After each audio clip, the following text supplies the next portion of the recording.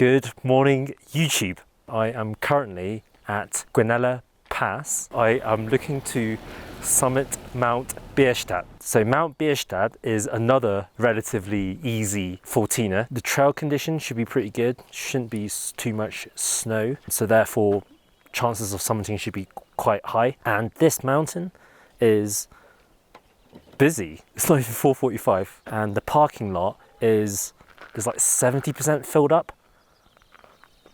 So yeah, super looking forward to it. Feels great. It's just so quiet. I'll update you when the lighting gets better. There is supposed to be a creek crossing which should be coming up soon. I guess depending on water levels, some people have had to like take off their shoes and then like wade through to not obviously get their boots wet. I'll show you what it looks like anyway when I get to it in terms of how bad it is. So I can now start to hear some water running. So I think this may be it.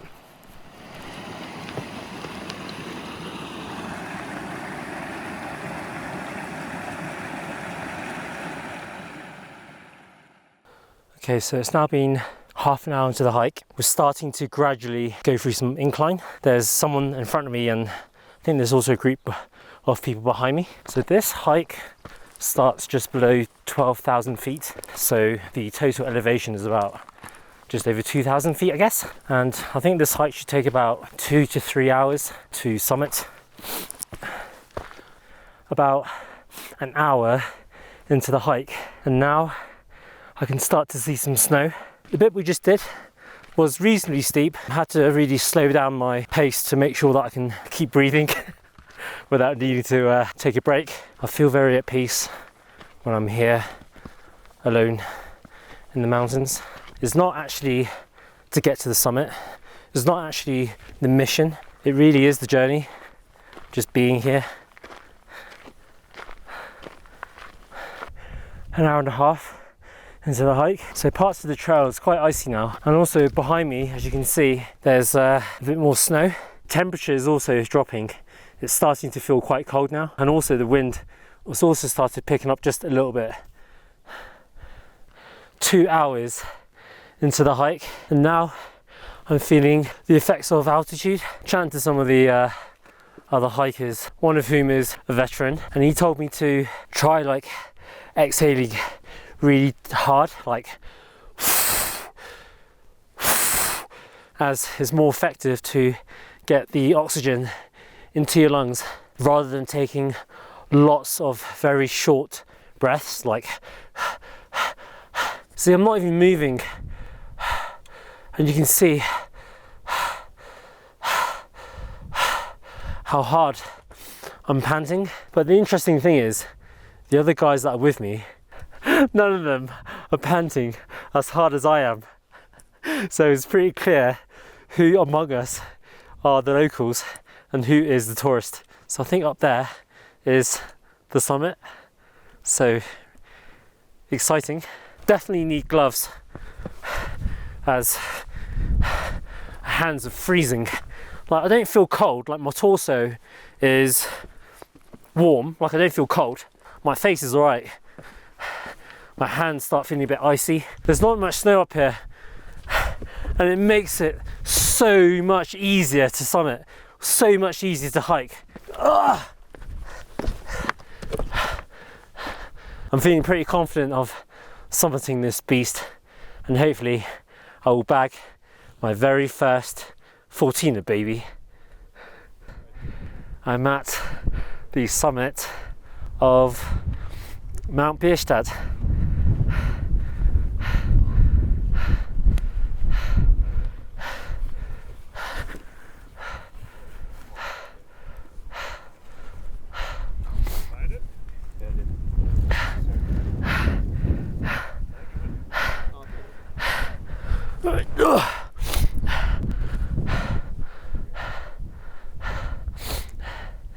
My very first 14er, guys.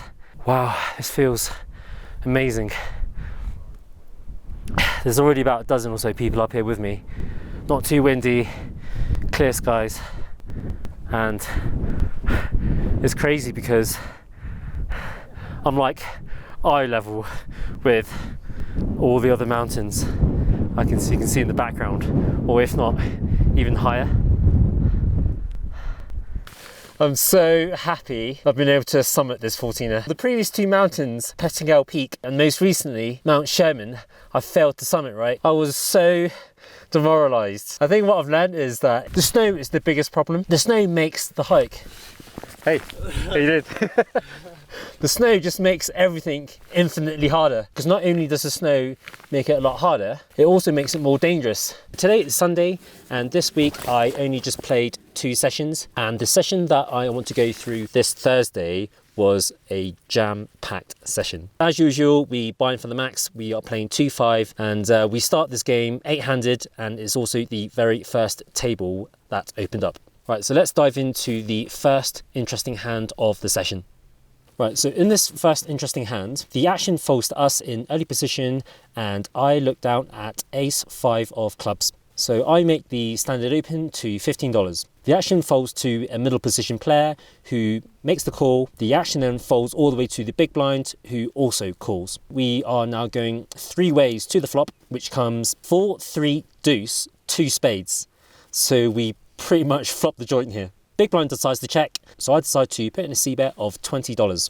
The middle position player, who is actually playing short stacked with about $200 to $300, he decides to make the call. The big blind folds. We are now going heads up to the turn card, and the turn comes the 6 of spades, which completes the front door flush. Obviously not an ideal turn card for our hand, as Vinning can quite easily have a lot of flush draws here that he could have been continuing on the flop. So given that is not really a great turn card for our hand, I decide to slow down with a check. Villain then very quickly decides to take over the betting lead, and he decides to put in a bet of $50. The sheer speed at which he decided to put the chips in, to be honest, I actually felt I was already beat. And to be fair, I think given that we have a hand that can't improve, I think I should lean more towards folding here rather than continuing. I mean, granted, Villain could be barreling like 2 pairs or sets to then check back on the river, which we do beat, but I think more likely than not, I think Villain does have a flush here, given that we ourselves could quite easily have a flush in this spot. Yeah, so definitely would prefer to continue with hands like sets rather than flop straights. It's more about playability and also in terms of how likely your hand can improve on rivers. So long story short, facing the $50 bet, and Villain's only got like $133 left in the stack, I eventually decide to make the call. So we are now off to the river card, and on the river the dealer puts out the deuce of hearts. So not only do we already lose 2 turned flushes, we now also lose 2 sets which have now boated up. So no real decision here for us. We just have a pretty much 100% check.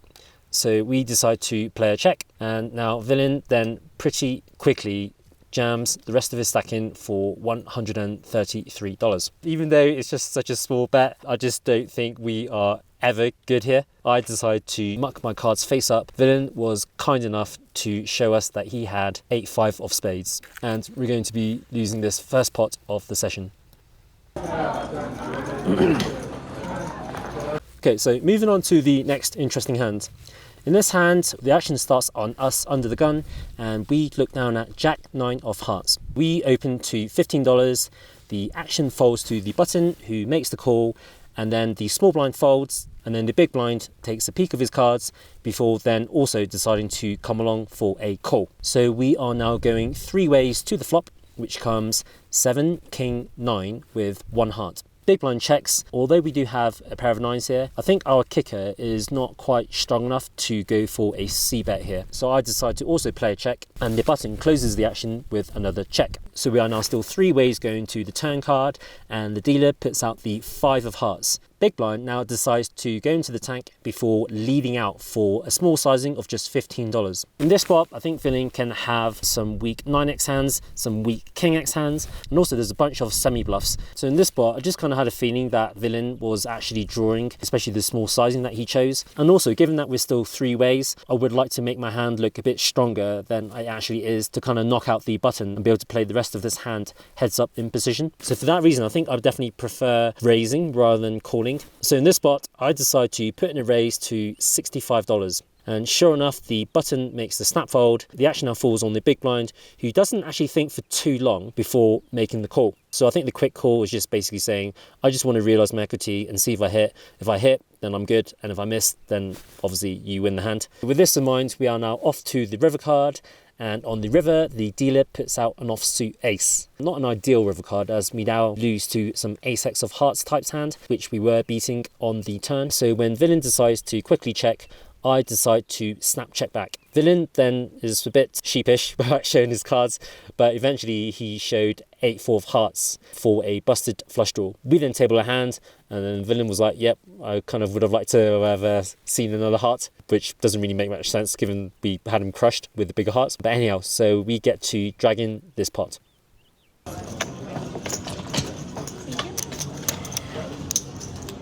And now we come on to a much meatier pot. In this hand, there is an open from under the gun to $20, and we look down next to act with ace-3 of clubs. I think there are merits to 3-betting here, as we can over-rep our hand and knock out the rest of the table and potentially play heads up versus under the gun in position, deep stacked. Calling is also fine because suited aces play super well multi-way. The only situation we need to be cognizant of is if we get squeezed. And if we get squeezed and we are heads up, then I think I'd lean more towards back raising.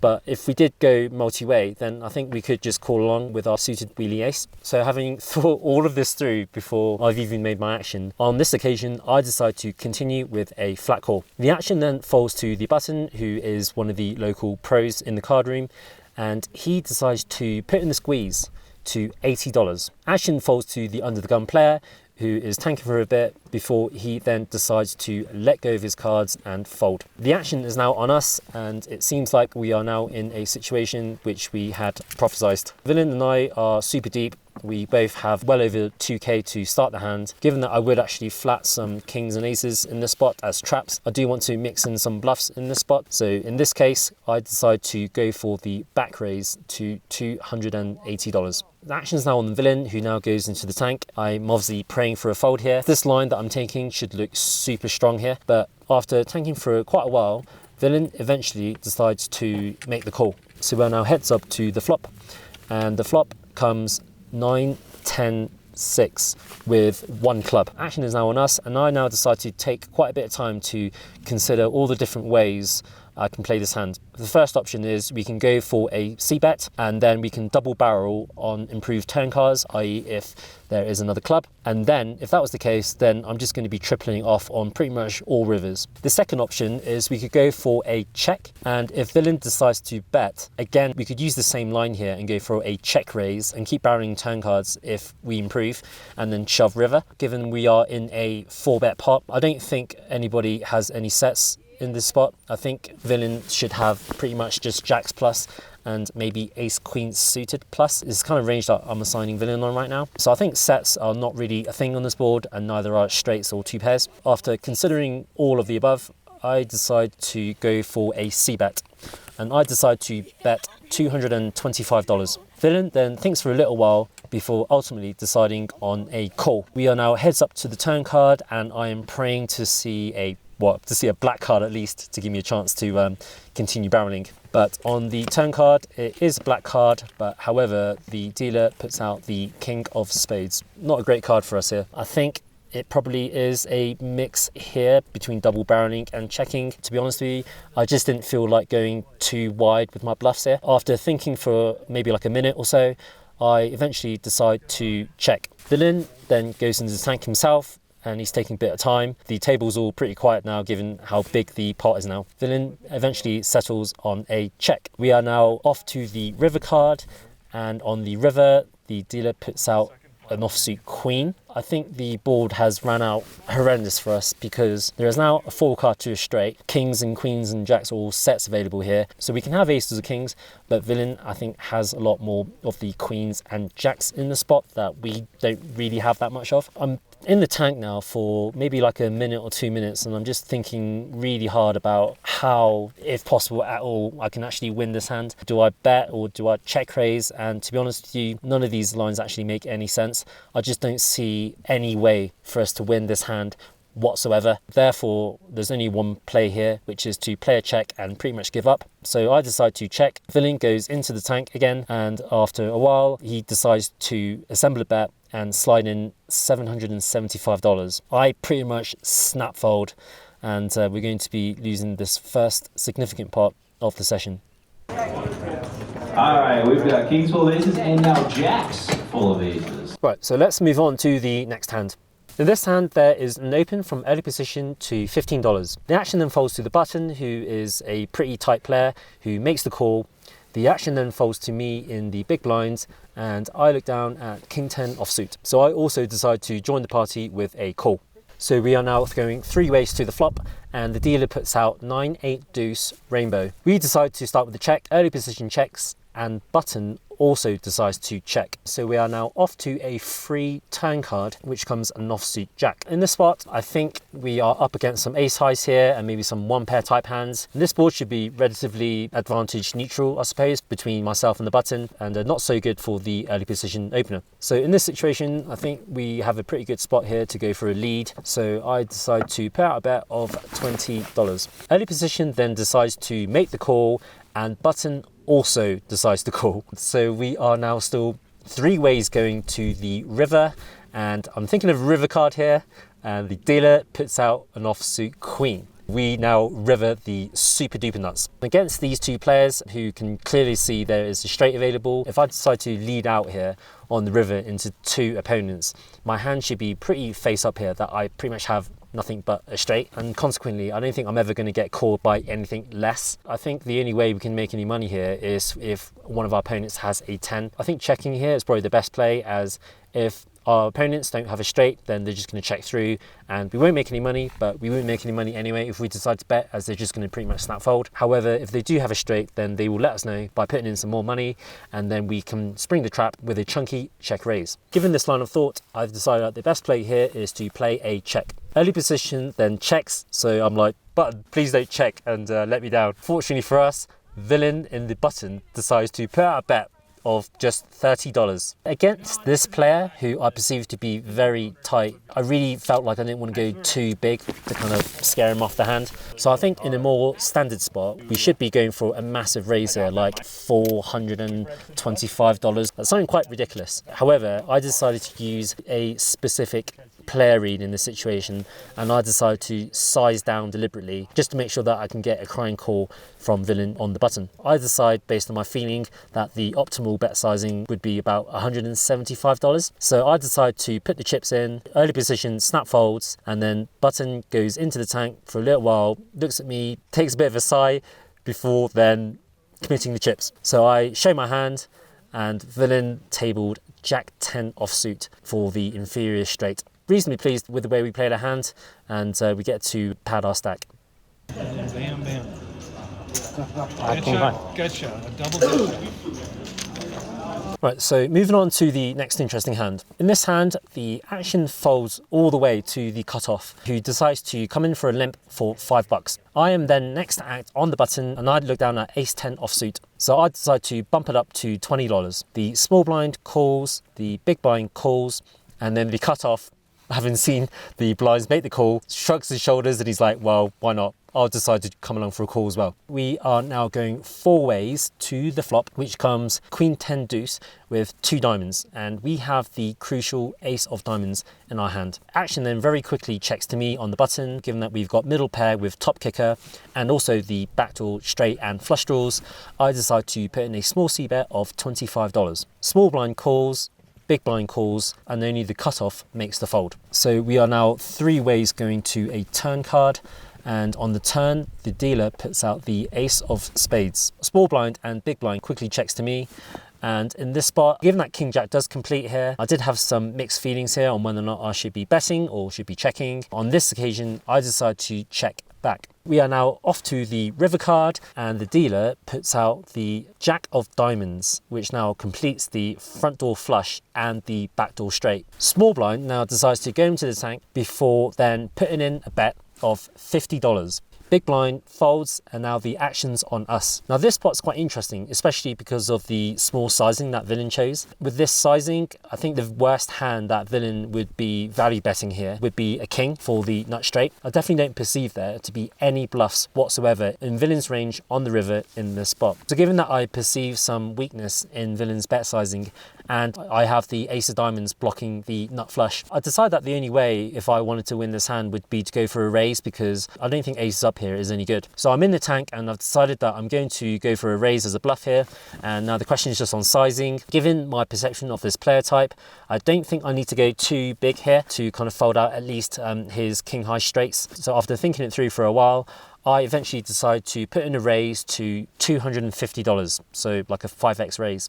Villain then actually doesn't take too long before making the call. So I proudly show my 2 pair, and villain tabled 8-4 of diamonds for a rivered flush. Nice hand, and we're going to be losing this pot.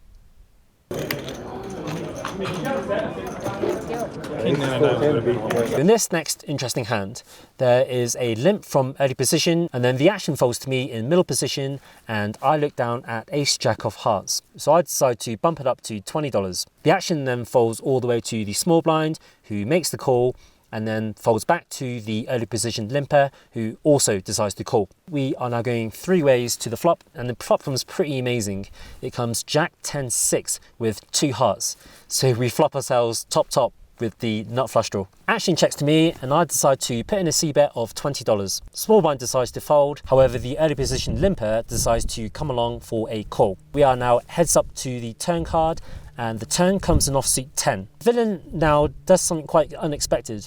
He now decides to lead out into me for $25. Now in this spot, I'm not feeling too comfortable, but it's not necessarily because of the line that villain's taken. It's actually just more because of who is the player in question who's actually taking this line. So this guy, I have a lot of respect for his bets. I think what he's most likely representing is a 10x hand. So I think in this spot versus any other player, I think I'll be more inclined to raise here and target his Jack X hands. But my read on this player is that I think he does have quite a decent amount of 10x hands. After thinking all of this through, I decide to continue with just a flat call. So we are now off to the river card, and the river just comes a brick. Villain then quickly decides to check, so giving these lead for small on the turn, and now he checks river. He's really making me feel like I have the best hand here, right? I don't think we check back here with top on this board texture. So I want to try to target some king jacks and maybe some queen jacks in the spot, and we could even just be chopping with ace jack, to be fair. I don't think big sizings is the right play here. I think we want to be betting small to medium. So after looking at the pot, I decide to put in a bet of just $75. Villain then quickly decides to make the call. I table my hand, and villain showed queen 10 of clubs for a turned trips. So yeah, this hand really sucks. Right, so now we come on to what I think was probably the most interesting hand of my session last Thursday. In this hand, there is a $10 straddle, and there is a blind raise under the gun to $20. The action folds all the way to the cutoff, who decides to call the blind raise for $20. The action is now on myself on the button, and I look down at pocket jacks. I decide to bump it up to $80. The small blind folds, the big blind goes into the tank before making the call. The under the gun player takes a look at his cards, goes into the tank, then also makes the call, and then the cutoff also calls. We are now going 4 ways to the flop, which comes ace deuce deuce with 2 clubs, and we have the jack of clubs in our hand. Big blind checks, under the gun checks, cutoff checks, and in this spot I definitely lean more towards checking here rather than betting, especially that we are still up against 3 opponents. So in this spot I also decide to check back. So we are now off to the turn card, and the turn comes the 4 of clubs, which now completes the front door flush. Big blind checks twice. The action is now on the under the gun player, who goes into the tank before then leading for $70. The cutoff then doesn't think for too long before releasing his cards, and now the action's on us. I think the under the gun player should pretty much always have us beat here, given that he's leading out into 3 opponents here. Even versus such a small sizing, I think if we had jacks without the jack of clubs, I think this would be a clear fold. But I think given that we do have the jack of clubs, we do have some emergency outs if villain did have an ace, or probably what's the more likely scenario, if villain actually had a small flush, then I think we can just about justify continuing versus a small sizing, given we've got flush and boat outs. Raising here obviously doesn't really make any sense here whatsoever. So in this spot, I think we just have a pretty clear decision here, which is to continue with just a flat call. So I decide to make the call. The button then quickly decides to make the fold. So we are now heads up going to the river card. And on the river card, the dealer puts out the Jack of Spades. So what a ridiculous river card here. So the action is now on the under the gun player, and after going into tank for quite a while, he decides to put out a bet of $275. Villain and I still have over 2k in our stack. So now it's my turn to go into the tank to decide on how much I'm going to be raising here. Now I think this spot is quite interesting because I'm really thinking quite hard about what hands we are targeting here. And I guess there's a couple of ways or schools of thought in terms of how you approach the spot, in terms of thinking about what the right bet sizing to choose here. You can go for a more balanced approach, which is you can consider all the different hands that villain can have in the spot. Your villain could have maybe like a deuce X, you could have a small flush, or you could have like a pocket fours for like a full house. So he has a range of different strength hands that arrive at the river here that take the line that he's taken. You can then kind of like blend the probabilities to then determine your bet sizing. That's probably the more technical and the more geeky way to approach the spot. But then on the other hand, you can go for a more exploitative approach, whereby you can use a read, or you can have a feeling that you have to think, you know what, this guy always has like the top of his range, he only has like full houses here, in which case you'd be sizing up your raises a lot bigger. But on the other end of the scale, if you feel villain most likely has the weaker parts of his range, i.e. he has like a small flush, then maybe you want to be sizing down here just so you can allow those hands to call. If I'm going to be putting in a raise here on this river card, it's just going to look super strong, and I'm pretty much never going to be bluffing here. So after going to the tank for quite a while, I decide to raise to $1,150. Villain then is obviously and clearly very upset. He then flips over and tables his hand for the whole table to see that he's got 10-7 of clubs for a turned flush. When I see this hand, I'm actually pretty glad I didn't size up too big here, because villain is now struggling with his decision. But eventually, after tanking for quite a while, he shrugs his shoulders, he picks up his 1k orange chip and he tosses it in for a call. So I then show my hand, and villain sees the bad news, and everyone's like, wow, that's such a sick river. So then we now get to drag in a huge pot here to stem the bleeding.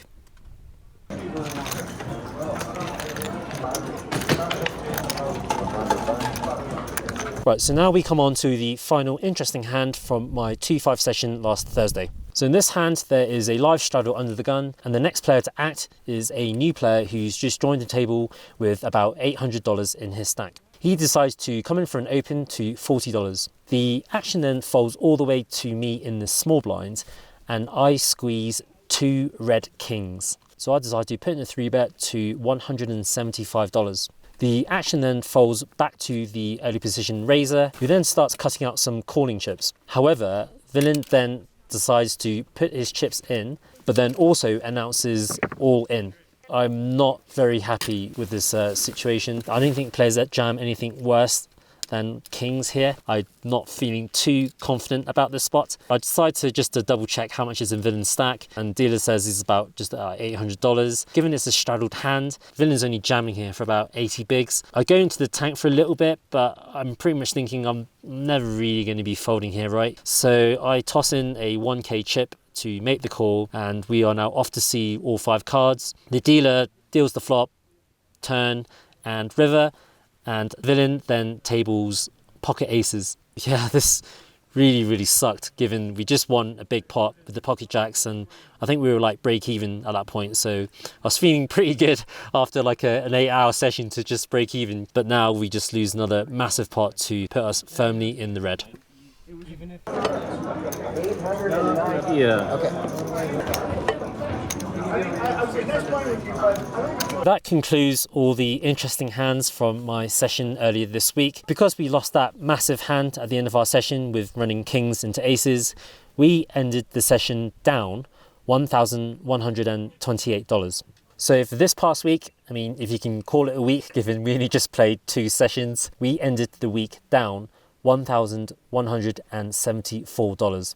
After a couple of hours now, it seems like there are now clouds appearing seemingly out of nowhere. I am feeling scared, so I want to now get off the summit and head back down to safety. Hope you've enjoyed the video, and I will see you next time.